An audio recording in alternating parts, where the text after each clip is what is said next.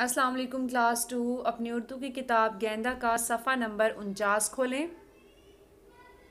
सफ़ा नंबर 48 पर हमने सबक पढ़ा था पाकिस्तान हम सबका घर है, जिसमें हमने ये पढ़ा था कि अली जो है वो घर में गाना गाते हुए आता है और उसकी अम्मी जो है वो झंडियां लगा रही होती हैं। मतलब कि वो जो है 14 अगस्त मना रहे होते हैं। वो फिर अपनी अम्मी को बताता है कि उन्होंने स्कूल में भी 14 अगस्त मनाया, उन्होंने मिली नगमे सुने गाए और फिर उसकी अम्मी जो है उसको सूबों के बारे में बताती हैं।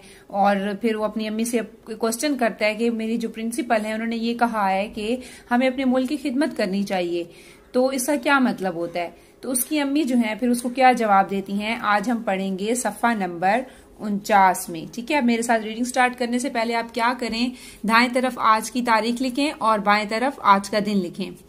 उसके बाद हम शुरू करते हैं रीडिंग। अली सोचिए और बताइए कि हम अपने घर के लिए क्या करते हैं। अब यहाँ पे सवालिया निशान है, तो उसकी अम्मी जो है वो पूछ रही हैं उससे।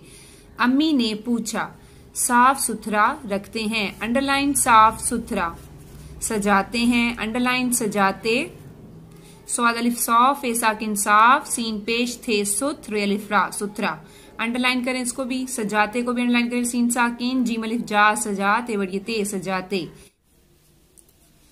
ठीक यही हमें अपने मुल्क के लिए करना है और हम इसमें रहते किस तरह हैं, मिलजुल कर, लड़ाई हो जाए तो थोड़ी देर में एक दूसरे को मना लेते हैं। अली ने जवाब दिया। अंडरलाइन मिलजुल, अंडरलाइन लड़ाई, अंडरलाइन थोड़ी। से आगे रीड करते हैं। अम्मी ने कहा, और अच्छी बातों का ख्याल भी रखते हैं, अंडरलाइन ख्याल,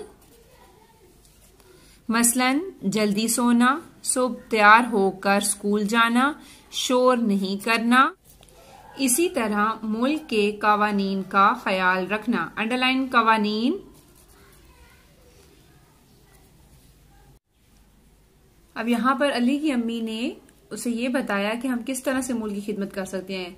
क्या बताया आपको पता है? अपने मुल्क को साफ सुथरा रखकर, उसको सजा कर, मिलजुल कर, लड़ाई से बचकर, और अगर हमारी लड़ाई हो भी जाए तो हमें फौरन एक दूसरे को मना लेना चाहिए, अच्छी बातों का ख्याल रखना चाहिए, हमें रोजाना स्कूल जाना चाहिए, शोर नहीं करना चाहिए, जल्दी सोना चाहिए, सुबह जल्दी उठना चाहिए।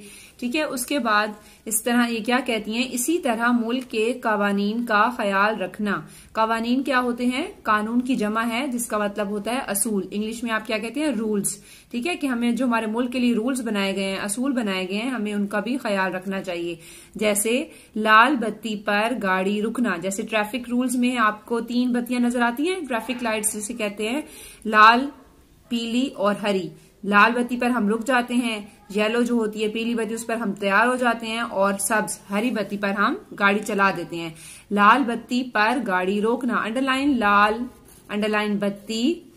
कहीं भी किसी भी काम के लिए बहुत से लोग जमा हो तो कतार बनाना, अंडरलाइन कतार।